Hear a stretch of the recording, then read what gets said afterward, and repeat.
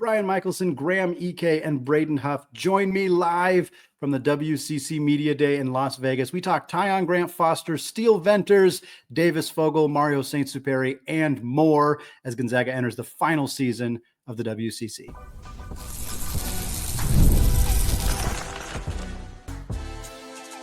You are Locked On Zags, your daily podcast on the Gonzaga Bulldogs. Part of the Locked On Podcast Network, your team every day. What is going on, y'all? Welcome into the Locked On Zags podcast, part of the Locked On Podcast Network, your team every day. I'm your host and longtime Gonzaga podcaster, Andy Patton, here to bring you news and updates on all things Zag athletics. Recording to you now from Las Vegas Resorts World as we just wrapped up the WCC Media Day, spoke to every coach and multiple players from every team in this conference, including Brian Michaelson, Graham Ike, and Braden Huff from the Gonzaga Bulldogs. We will hear from them later in the show, conversation about the updated situation with Tyon Grant-Foster. We're also going to talk about the performance of Steele Venters so far in practice, what that means for Gonzaga, a little bit about the guard room and the development of Ismaila Diagne. And then we're also going to hear from Stu Jackson, the commissioner of the WCC, to close out the show, his thoughts on Gonzaga and their legacy in the conference and how this league moves forward post Gonzaga after this upcoming season. Coach Michaelson, first, before we get into the rest of the conversation, I want to start with the obvious storyline that's happening right now with Tyon Grant-Foster as we're recording this. Not any major updates, at least that I have heard on the situation, but it seems to be very, very fluid as we're kind of waiting to figure out what's going to happen with regards to the federal case for the NCAA. But how frustrating and challenging has this been for Tyon in particular, a young man who you know, has been committed to this program since May and has seen other opportunities to potentially play kind of go away while he's been waiting and expecting to play here. And now with that being kind of up in the air, it's just got to be a really hard situation, obviously for him, but also for this whole team. Just about that a little bit.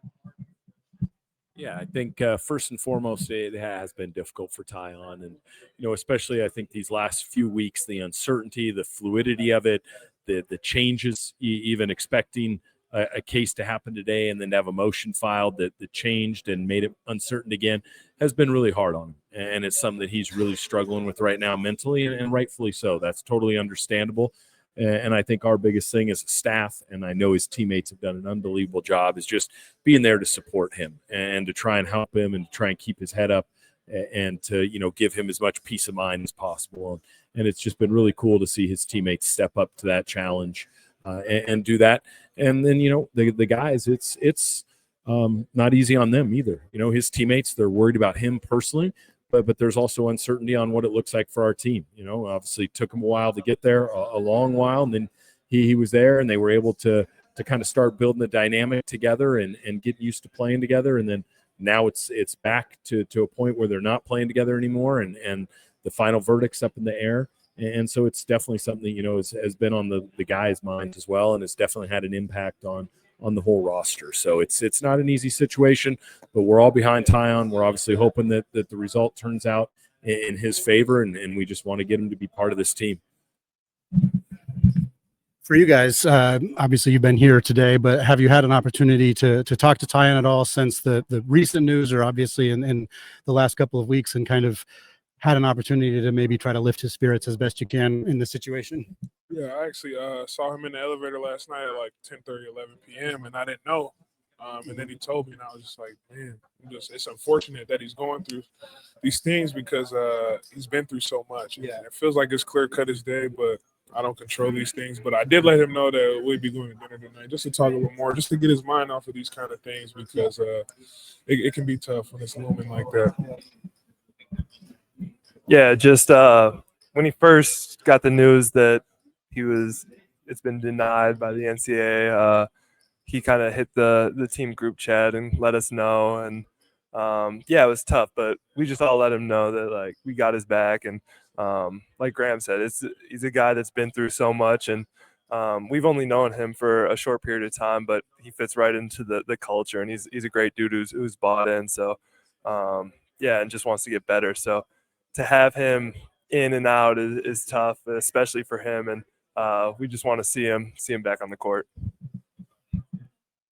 in terms of the on-court impact, obviously, if Grant-Foster is unable to play, there's a lot of depth on the wing for this team. Steele Venters in particular, a guy who missed the last 2 years with injuries. Another story that is looking so much more positive now. He's playing so well. We're so happy to see that. I was personally so nervous that he wouldn't ever get a chance to play at or near 100%, and it sure looks like he's moving around great. What has it been like for you, Coach, and we'll ask you guys as well, to see him these last couple of years and going through the immense amount of, I imagine, stress and frustration and pain to now come out of it on this side and be looking like somebody who's going to contribute and play real minutes for this team? Yeah. Obviously, the two injuries were heartbreaking, to say the least. The first one was awful. The second one was just downright cruel. And then to see how he handled both. And he did the knee first, and to see his resilience and his positive spirit every single day and the way that he was a leader for that team 2 years ago was really cool. And then to have it all taken away again, definitely caused some questions. How's he going to respond this time? How do you do that for 24 straight months? 12 is hard enough. And to see him attack it the same way with the positivity, the upbeat personality, his faith, and how much he gave to the team, when he wasn't able to play was really cool. And so now to see him fully healthy, to see him playing well, is a really incredible story that speaks a lot to perseverance and sticking with things. And I think it's a great lesson for all of us, the staff, the players, to overcome what he's come and to finally be able to put on a Gonzaga jersey, in his home state and to be playing so well. People got to see a little bit of an exhibition, but he's been doing a great job this fall. He's moving great. His body looks great. He's a great player. He can really shoot the ball. He can put the ball on the floor. He's a high IQ guy. So he's going to add a lot to our team and to contribute to our team.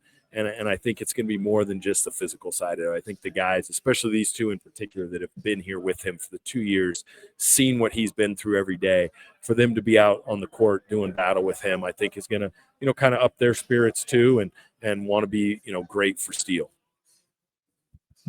Yeah, his resilience is special. I remember that first injury was, Mike said, brutal, and then we weren't even here when the second injury happened, and we were back home for summer, and he was still at school, just working his way to get better for the season. And we got a text from Gentry that it happened, and I mean, we were all devastated. But when something like that happens, I mean, you could easily just give up and quit, and like nobody would blink an eye. Like, it'd be understandable. But his perseverance and resilience, he hasn't missed a day. He's in the locker room, in the gym every single day, whether it's rehabbing, getting up shots, like doing it all. So just to see that, even though he hasn't spent any time in a Zag uniform, just to see that, I think he's the ultimate Zag, and it's really cool to see. Yeah, I said it great. But it's just great to see Steele back on the floor, just after so much that he's been through. And even before those two injuries, the injury he had before that, he's just been through so much, man. And just to see him keep battling back and not giving up, it's actually very inspiring. And his energy is contagious every single day, because we just never know that he's having a bad day or that he's going through these things, just because how upbeat he is, man. And his consistency with his work ever since he's been back has just been extremely high, and just glad to have him back on the floor, man, with us. It's special. Yeah. For you, Graham, in particular, somebody who has dealt with season-ending injuries, was there any advice or any conversations you were able to have with him to kind of help him keep his chin up when he was on having some of those not so good days? 100%, especially in that first year when we were together, just telling him, like, bro, you're gonna be all good. So AC up 9 months, this and that. And then on the Achilles, I was just trying to give him little ointments that aid his healing and recovery, whether it was vinegar and ice water or comfrey oil, helping his ligaments and things like that. But really, I was like, every moment is preparing you for the next. This is only going to chink and build your armor as strong as ever, and your mental fortitude. And I just told him to just stick with it, and everything works out for the right reasons. So, folks, we got more coming up from Brian Michaelson, Braden Huff, and Graham EK, talking about Ismaila Diagne and his development entering year 2. We're also going to talk about the point guard position with Braeden Smith, as well as Mario Saint-Supery, and how that's shaking up. All that coming up here in just a second.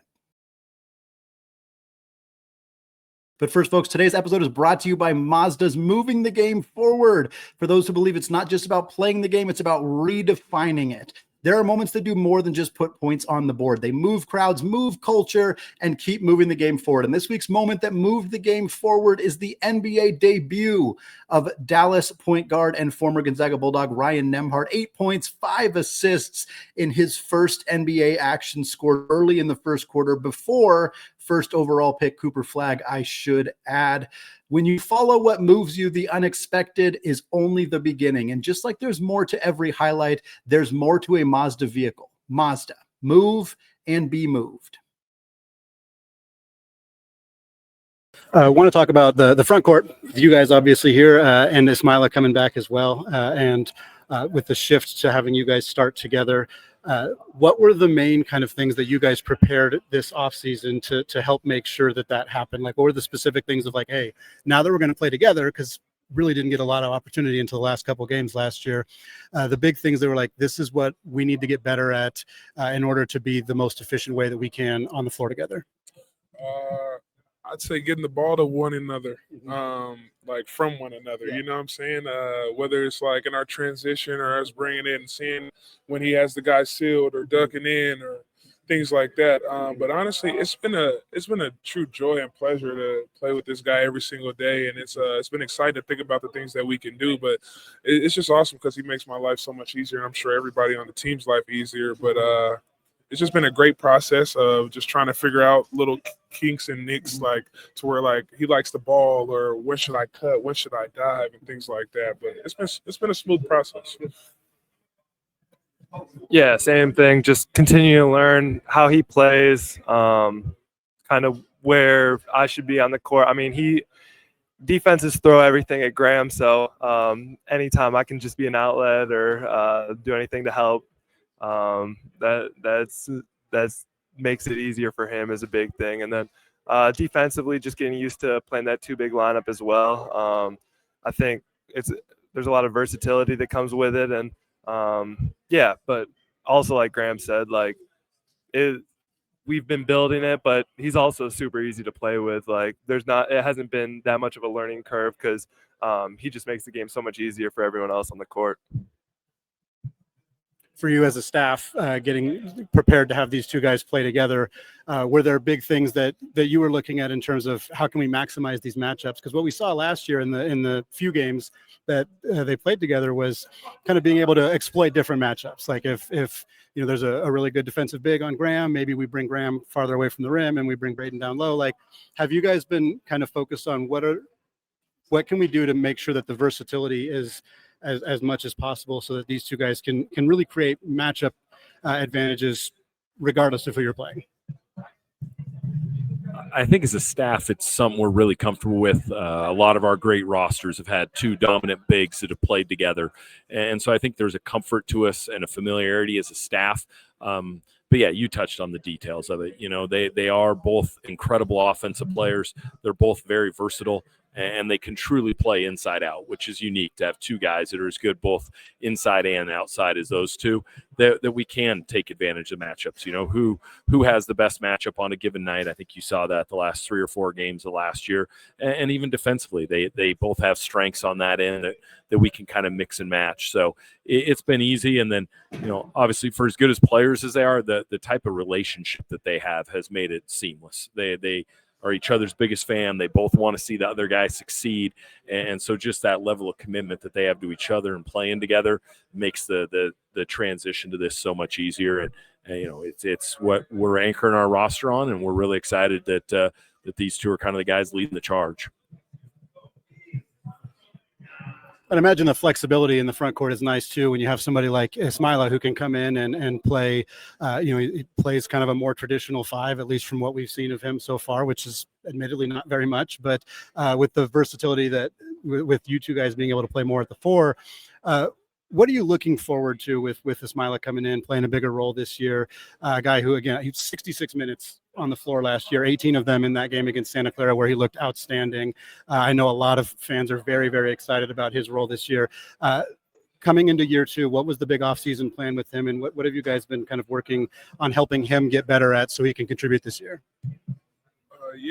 we definitely look forward to a lot more experiences like we had in that Santa Clara game. And he's been showing great flashes of it, and he's had a great summer, I think. His touch around the rim is becoming a lot better. He's looking very good. His rebounding is looking great, and his physicality is unlike no other every single practice. We definitely go at it every single practice. And also his energy, man. He's going to bring high energy on the court. He's going to make winning plays. He's going to block shots, and he's going to have a great time out there playing. So it just it'll be fun. Yeah, he's great to play with. Elite rim protector, so you make a mistake, he's down there and he's gonna protect that rim. Lob threat, athletic around the rim, and like Graham said, his touch, his hands, rebounding, all of that has gotten really good. So I'm super excited for him, and I think he's due for a big year.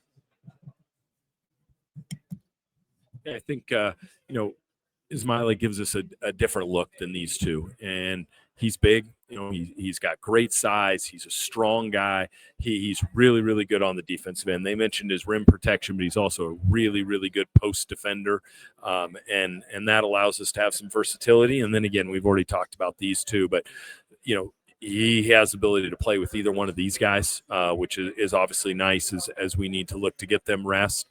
And I've seen his skill set's definitely progressing. I think the biggest thing in this offseason was just getting him healthy. A lot of last year was he was starting to get it figured out in November. He had the knee. That cost him a huge chunk of the season. Then right when he was turning the corner from that, he had the concussion. And I think when you add it all up, it was like 12-plus weeks that he was just out with injury. And we started to see that growth this offseason from him being out there every day. But the passion and joy that he brings every day and the energy that he has is going to be really important in that role. And again, just, the ability to spell either one of these guys, to play with either one of these guys, and then to be just kind of a different entity in there, especially on the defensive end, is really important for us, and gives us a lot more flexibility. Looking at the backcourt, two kind of players projected to play point guard, very different situations. You have Braeden Smith, who spent all of last year here, and certainly we saw how advantageous it is to already have some experience in this system. I mean, even Ryan Nembhard, who was incredible for 2 years here, he kind of struggled early in his first season. And so for Braeden to have had that opportunity to learn from him, learn from Nolan and Caliph, and get that opportunity to understand the system, it certainly puts him in a position to come out of the gates firing. And then you have Mario, who kind of doesn't have as many of those opportunities because he wasn't here for as long in this offseason and was, getting an incredible opportunity to compete at Eurobasket for Spain. But how do those two players' games kind of complement each other? I know we've seen a lot of the best Gonzaga teams like to play those 2 point guards together. And do you see that being something that gets mixed in this year at all, and kind of the different styles that they have and how they play? Yeah, B. Smith's maturity to redshirt last year after being so successful at Colgate, and to learn from those seniors, I think most specifically Ryan and Nolan in that ball handling role was huge. And to just be integrated in our system. I mean, he gave us fits in practice a bunch of days last year, but he knows what's expected of that position. He has a feel for how we're going to play, and obviously he hasn't been out there in a real game yet, so there's still going to be a learning curve there. But to have that experience in our program is huge. And then Mario's, for a freshman, he's really experienced. He's played at the highest levels of the ACB in Europe. He played in Eurobasket against legitimate pros, against NBA guys this summer, but it did lessen a little bit of his summer at Gonzaga, and he was here, less than some of these guys. So he's still kind of getting a little more integrated than B. Smith. But I think that, what's unique, and you touched on it, is that they can play together. B. Smith's obviously really, really fast, really, really good with the ball in his hands, but is a smaller guard. And Mario's got great size. He's 6'3", 6'4".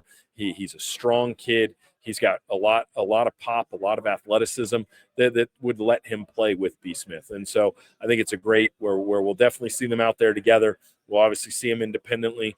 And while they both bring, their own strengths, I think overall the ability to handle the ball and the pace and the consistency that they both play with is really important to this year's roster. And it'll be really good, with the rest of the depth that we have, because we do have a really deep roster this year. Last question for you guys. Feels like if he gets the opportunity on the floor, Davis Fogle is going to try to dunk as many times as you guys are trying to dunk this year. We saw 3 of them already in that exhibition game. First of all, You're going to let him. You can't be letting him dunk on you in practices. I got to imagine you're trying to shut that down as much as possible. But what have you seen from him as a player who's developed throughout the last couple months? Yeah, I've seen a very young, mature young man that has come into this. He's so mature and just so consistent in his work ethic. It's just very inspiring to see him at this age. And I definitely think he's preparing himself for whenever the opportunity meets that he might get some minutes. But his mindset is elite. Every single day he's trying to get better. He's asking the right questions, and he's dialed in every single day. And I'm telling you, like, he does not miss a day of extra work. He loves it, man. He loves it. Yeah, he's going to be a really good player. Like Graham said, doesn't miss a day of work. He's always in the gym constantly. And he's just like, as a freshman, I think, which is really cool, he's just got ultimate confidence. I remember when I came in, that was something that I lacked and had to learn. And that's something he just has, which I think is really cool. And you saw it in the exhibition game. But we've been seeing it all summer, practice, everything like that. And, yeah, he just, no matter misses a shot, makes a shot, it's on to the next one. He's got that confidence. So, all right, folks, continuing our conversation here, talking about the WCC Media Day. We're going to move on and instead hear from the great Stu Jackson, the commissioner of the WCC, his thoughts on Gonzaga's legacy in the conference and how the conference moves forward. All that coming up here in just a second. But first, folks, it's almost the weekend, so it's time to look back and crown this week's MVP on Who Delivered, powered by DoorDash. Just like you can win every Saturday with DoorDash streaks, saving you more each time you order, this player delivered when it mattered most. Let's break it down. For Gonzaga, it was Davis Fogle, 18 points to lead Gonzaga in their exhibition win over Northwest on Sunday. When the pressure was on, it wasn't exactly a pressure situation, but when the opportunity arose, Davis Fogle came through, no hesitation, no delay. And if you've been watching, this has been what we've seen from Davis Fogle throughout the preseason. Just like Fogle delivered for Gonzaga, DoorDash delivers on your Saturdays. With DoorDash streaks, you save every Saturday you order. Stack it up all season, and you could save up to $250, including $100 in DoorDash credits. Order this Saturday, keep the streak alive. Fuel your game day, only with DoorDash. Terms apply, promo period through November 18th. Today's episode is also brought to you by FanDuel. The college basketball season is here, and FanDuel has an offer that you do not want to miss. Right now, new customers can bet just $5, and you'll get $300 in bonus bets if you win. That's right. Pick a bet, put down $5, and if it hits, you'll unlock $300 in bonus bets to use all across the app. When you use FanDuel parlays, player props, even jumping in live on the action, it makes watching college sports even more exciting since you got a little bit riding in on that action. So whether you're a casual fan or love diving deep into the stats, FanDuel makes the game day experience so much better. Gonzaga's odds to win 2026 national championship remain at plus 3,500. So folks, what are you waiting for? Visit FanDuel.com to download the FanDuel app and get started today. Commissioner Stu Jackson, great to have you on the show. Really appreciate it. Want to start talking about Gonzaga. Of course, they're in their final season here in the West Coast Conference, been a part of this conference for over 40 years, been a very dominant part of the conference in the men's basketball side, obviously moving on to the Pac-12 here after this. Just as you reflect on their kind of role in getting this conference to where it is and kind of look ahead for this league, kind of what are your thoughts on what we've seen from Gonzaga and what they've done for this conference? Yeah, they've been a tremendous member of this conference for a long time and elevated this conference in many respects in terms of its brand. And of course, they performed at a very high level, in both their men's and their women's programs, as well as other sports. And, they leave a legacy in the WCC and the West Coast Conference for many years to come. But, from our standpoint, for all that they have accomplished and all that they have done, we don't have anything but love. Yeah. So, yeah, it feels like the level of basketball has kind of risen in part. I certainly don't want to attribute all of that to Gonzaga. It does not belong entirely on them, but in a lot of ways, the growth of a program like St. Mary's and the growth of a San Francisco, who obviously had a ton of prior success, but has been very good the last decade or so, has really, we've seen so much of that happen for those teams to try to keep up with Gonzaga. And now we have seen this league become pretty consistently a two-bid league in a time where we're not seeing a lot of 2-bid leagues outside of the power conferences. And so for Gonzaga to continually get 2 teams in, or for the WCC to get 2 teams in, has been huge. How do you now, going forward after Gonzaga's departure, kind of continue to prioritize making sure that this league is a significant presence in the NCAA tournament and potentially continues to be a league that gets 2 or more teams in the dance? You hit the nail on the head. I mean, Gonzaga set a standard in this league for all other members in our conference to aspire to. And, I think this season you're going to see full result of that type of standard they set, because I think our conference is going to be deep. I think the competition is going to be fierce, and that, for the first time since I've been here, from top to bottom. So, again, part of the reason why we love the Zags, because of what they have done for us. I'm sorry, the second part of your question? Just how to keep the league to be potentially 2 or 3 bids in the tournament. Oh, yeah. No, I think you do that in 2 ways. One is from individual investment of our remaining members, which I'm really encouraged by the investment level of the West Coast Conference schools. If you just look at capital investment in facilities and the game-changing recruiting, features that these schools have. The other way you do it is to continue to add quality members to your conference. Most recently, having added UC San Diego, which is an institution that we are extremely excited about because of their willingness to be a Gonzaga-like school and the willingness to invest and put resources into helping achieve that. So that's how we're going to do it. It's not going to be easy in this day and age where the Power 5 basketball conferences continue to dominate. But we want to still carve out our niche as a mid-major, multi-bid conference, and I think we'll get there. Year 2 will be the final year of the Oregon State and Washington State kind of temporary stop in the WCC. We spoke at this time last year about the excitement of them coming in and that partnership as they were kind of hung out for a couple of years before the Pac-12 was rebuilt. Now that we've kind of seen that happen for a year and we're kind of halfway through this time period, what has been your kind of experience with these 2 teams in the league, and what has it done for the WCC? It's been an excellent experience. And we've embraced them, but more importantly, they've embraced us for a 2-year period. I do have some expectation that both those schools this year will perform at a high level and strengthen our conference during their last year, which will help propel other teams in this conference and build their resumes. And this is both men and women to hopefully gain access to that tournament. So we look forward to it. Has there been conversation with anybody at those schools about potentially continuing a kind of scheduling agreement, either men's basketball, women's basketball, or even other sports, kind of because of how that partnership has been the last year or so? Yeah, there have, the conversations have not been directly with those 2 schools.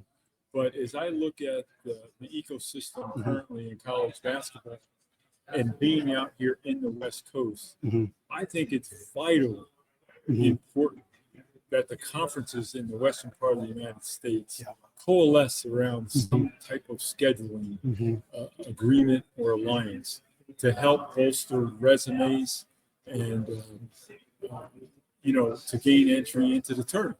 We're not like the East. The East, there's so many schools, so many conferences in the East and the South where they have access that makes economic sense in terms of travel. In the West, we don't have that. We don't have the numbers of institutions, and it's going to be vitally important that we all coalesce around some sort of basketball scheduling. You mentioned new teams in the conference. Obviously, Seattle U being a team that's joining this year for the first time. Seattle U has a rich history of basketball success dating back to Elgin Baylor in the 1950s, and also recent success. Last year was a bit of a down year, but before that, 3 straight 20-win seasons for Coach Victor and the Red Hawks, a program that has invested a lot and is attempting to kind of come into this league not just like working their way from the bottom. They want to come in and be competitive right away. And I look at this. I mean, I have fully admitted that I also went to Seattle U as well as Gonzaga. So it's a school I have a lot of investment in, but this feels like a team that is here to really elevate the top of this conference and not just here to kind of fill out numbers. What are your thoughts on the Seattle U team coming into this league? Yeah, again, and good point. I thought last year they performed well. It wasn't up to their standard because they had lost the entire class. Yeah. Which was probably one of their better teams in the years. Yeah. So, Coach Victor this year, that's not the case. He's got some returnees. My perception is they've recruited well with his expertise. I think he's a very fine up-and-coming coach. I expect them to be in the mix this year in the West Coast Conference. Yeah, and you mentioned UC San Diego as well. Wanted to kind of touch on that a little bit more. A team that made the NCAA tournament, men's and women's, first year that they were eligible. That is extremely rare, and a program that seemingly is investing quite a bit. I thought they were a phenomenal fit for the conference. I was a little surprised only because you don't typically see two schools from the same city, but it certainly sounds like San Diego and their leadership was very welcoming of UC San Diego. Feels like a very exciting addition for this conference as well. I know you already touched on it a little bit, but what were the things that really drew you and your conference to bringing in this team? Yeah, they, as we look at and evaluate potential new members, we look at a few things. One is the regionality of a potential member, which in their case is a slam dunk. Sure. We look at them as an academic institution and whether or not they're aligned with our institutions. Certainly they are, being one of the best public institutions in America. We look at their investment level, which was also very much of a positive. And then we look at, their commitment to schools, of which UC San Diego definitely shines in that area. So when you add up all of those factors, they made sense. And the result is we are over the moon about them becoming a member of our conference and participating in NCAA tournament expansion, been a huge topic of conversation seemingly forever, but certainly for the last couple of years in particular. There's been rumblings about potentially going from 68 teams to 76 teams.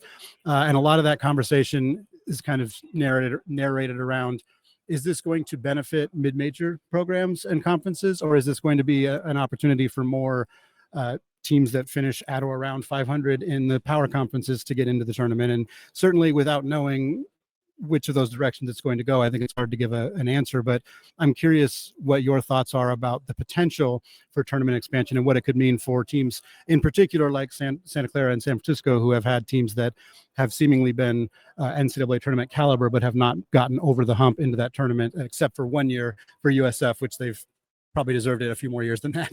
Yeah, no, for me, I'm bullish on expansion as long as it continues to provide conferences like ours the potential for more access to the tournament, and that the value of the basketball performance fund, NCAA basketball performance fund unit, doesn't get compromised.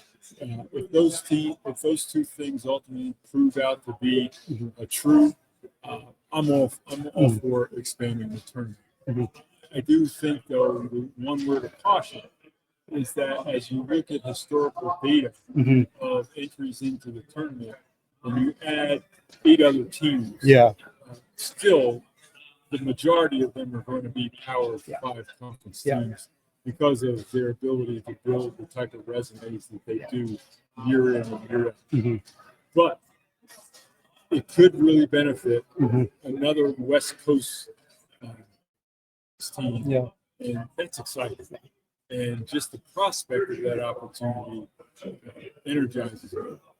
Well, you mentioned the one of the things the power conferences are able to do effectively is schedule in ways that is advantageous for the committee. They schedule a lot of quad 4 games and then a lot of quad 1 games and not a lot of quad 2, quad 3 games, which really negatively impacts a lot of programs in like the WCC or Mountain West or other kind of conferences that have good mid-major teams that they don't want to play them because it doesn't benefit them to win, and it's a negative for them to lose. And understanding the reasons behind that, like, it's hard to see what the solution is. And I've talked to a lot of coaches today, and they have talked, hey, it's really hard for us to schedule games that we want to schedule. And, Coach Burleson saying, I didn't really want to go to Mississippi, but that was what the opportunity was for us to play that kind of team. And so for you, kind of, what do you see any way to fix, for lack of a better word, this and create opportunities for mid-major teams to get some of these games that might help them put together NCAA tournament resumes? Yeah, no, you bring up a good point, but the reason the Power Five don't schedule quad 2 and quad 3 games because they know when they get in the conference, they got they're going to have plenty of Yeah. opportunities to do that. But the solution to the problem, at least in my mind, is something I referenced earlier, is that in the western part of the United States, we have to, as conferences, coalesce around some type of scheduling arrangement to combat. Create our own quad 1, quad 2, quad 3 opportunities at a level that benefits everyone's resume. And even if you're not a potential NCAA participant, having the ability to play yet another quality game or two against a quality opponent in conferences in the western part of the United States, it just benefits you, particularly now that we're now allowed to play 32 games instead of 31. So it really begs, screaming out loud, that we have to go down that path. All right, folks, that's going to wrap it up for me today here from WCC Media Day at Resorts World in Las Vegas, Nevada. Thanks again so much to those of you who have made this show your first listen or your first watch of the day, rounding out the week here with this fun show. We'll be back next week. Keep you up to date on the Tyon Grant-Foster situation if/when we get an update on what is going on there. We'll also continue our player preview series. We'll also, of course, have you ready for Gonzaga's next exhibition game on October 27th against Western Oregon. All that and more coming up next week. Until then, though, folks, have a fantastic rest of your weekend. And as always, go Zags.